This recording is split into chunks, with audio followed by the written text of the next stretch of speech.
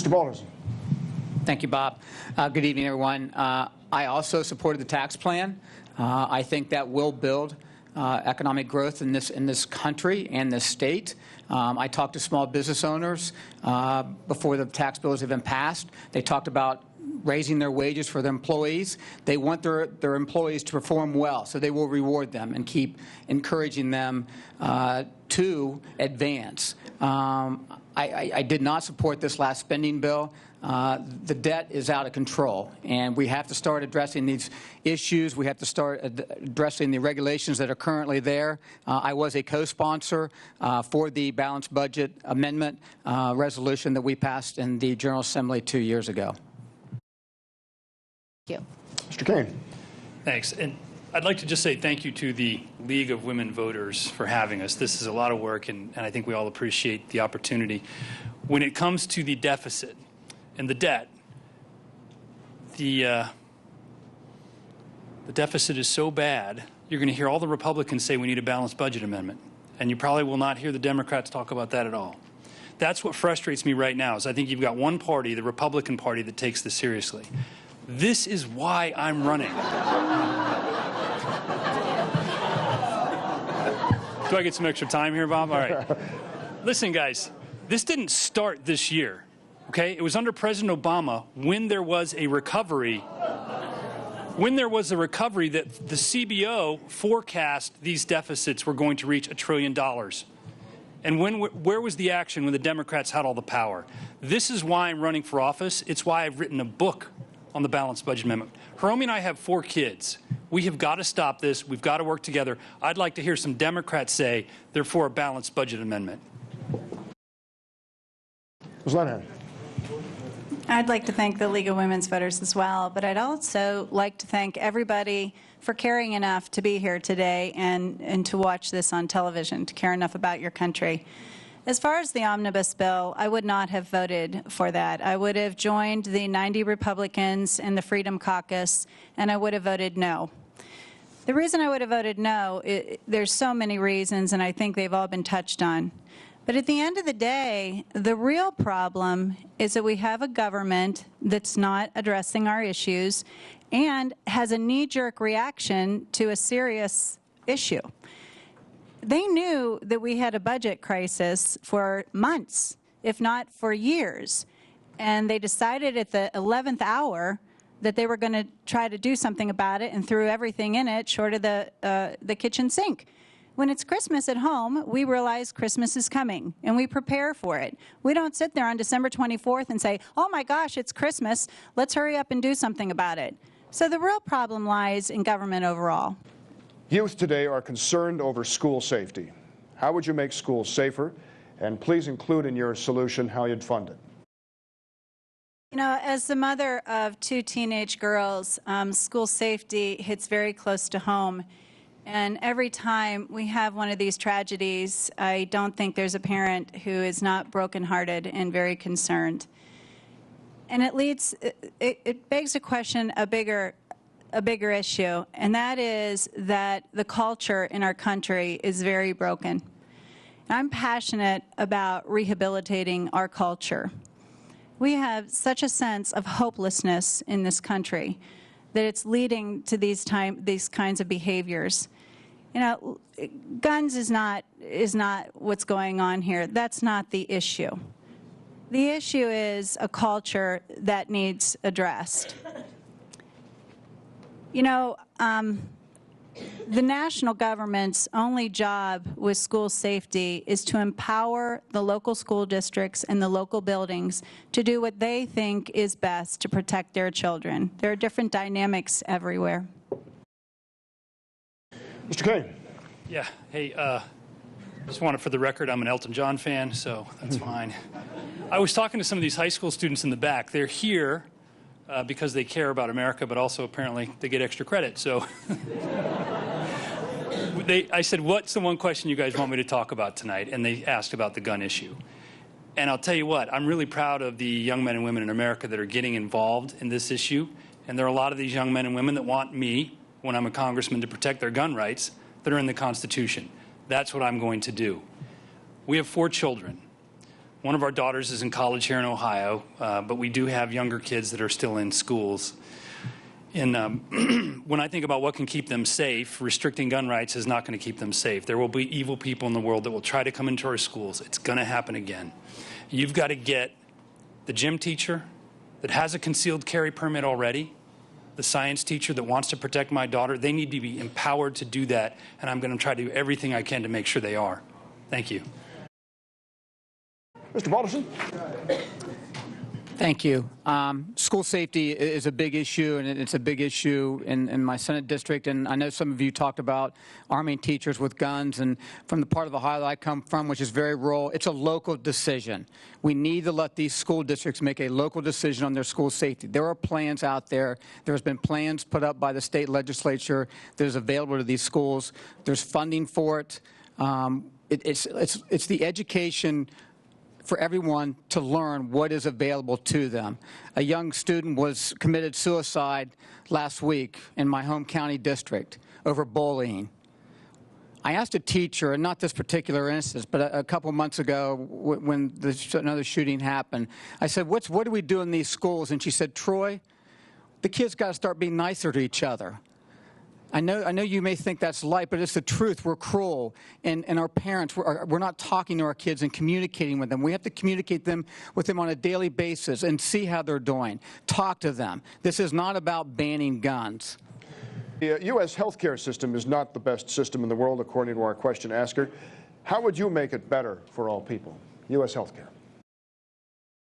When I think of healthcare, I got a funny story. When I came out of the Air Force, and after a few months, I was confused because no one called me to tell me when my dental appointment was. And I looked at my wife and I said, I don't understand how this works. In the military, it's essentially socialized medicine. And I thought, why don't we do that?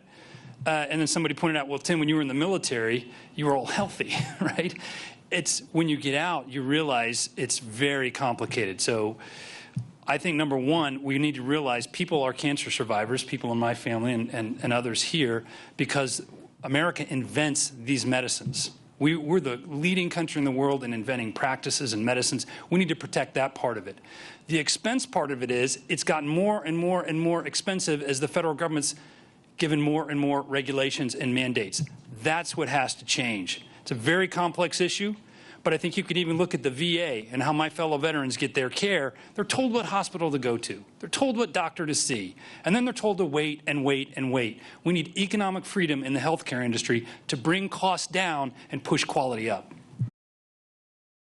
Well, as a constitutional conservative and a proponent of limited government, I would fully repeal Obamacare and start over. There are some simple fixes that could be put in place to increase competitiveness across state lines, to deregulate the healthcare industry and reduce the costs. A great deal of the costs are created by the regulations and all of the rules that we impose upon our healthcare providers. But what we really need to do is repeal Obamacare and restore the doctor-patient relationship. That's how you get the best healthcare.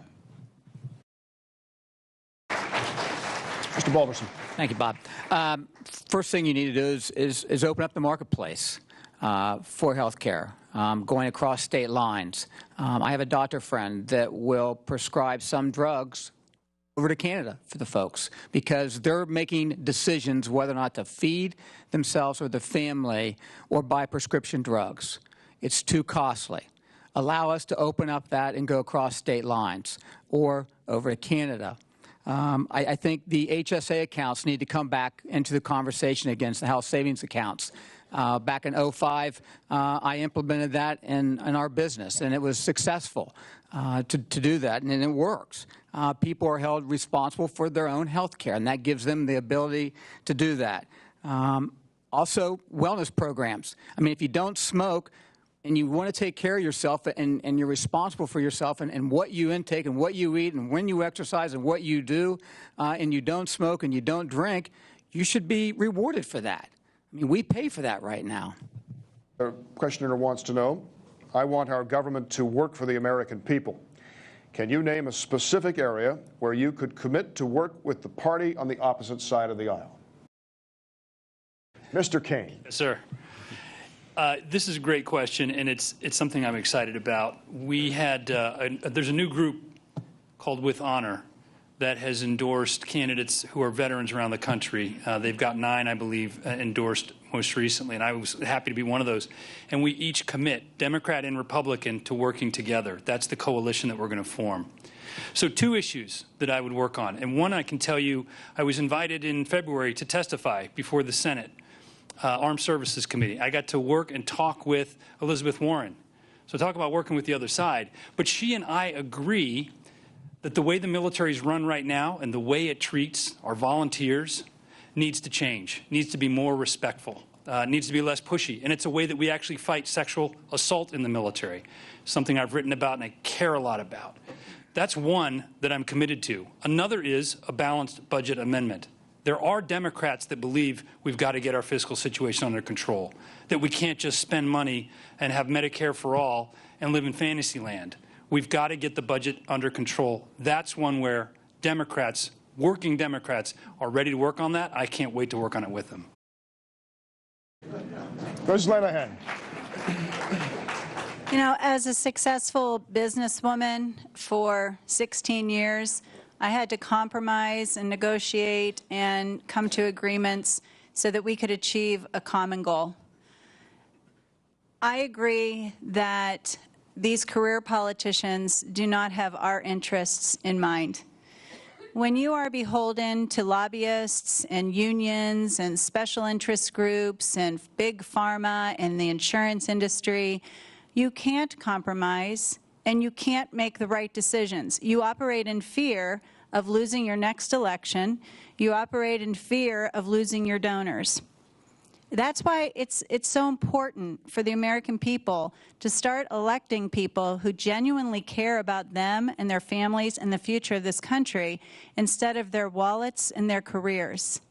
You know, as a Liberty Township trustee and the chairman of the board, we work constantly together to achieve goals. And we meet all of our goals. We compromise, we talk it through, and we listen to the people.